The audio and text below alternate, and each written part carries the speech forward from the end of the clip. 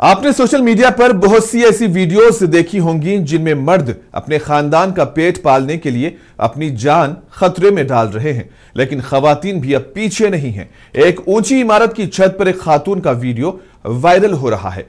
वो दूसरी तरफ लटक रही हैं, बाउंड्री वॉल को पकड़े हुए हैं और बाकी जगह को मसालों से भर रही है। इसके लिए हिफाजती इक़दामात नहीं किए गए हैं, ना ही कोई सेफ्टी बेल्ट है, ना कोई जाल और ना ही कोई हिफाजती इंतजाम। और इसी दौरान खातून के बेटे ने इसकी वीडियो बना ली जो अब वायरल हो रही है। बच्चा इमारत की ऊंचाई को भी दिखाता है, जिसे देखकर आप भी कहेंगे कि खानदान और बच्चों की खातिर खवातीन भी खतरे को नजरअंदाज करके काम करने पर मजबूर हैं। मेरा मम्मी कितना ऊपर काम कर लिए, देखो, और नीचे भी देख लो कितना ऊपर से हम लोग आए हैं, देख लो।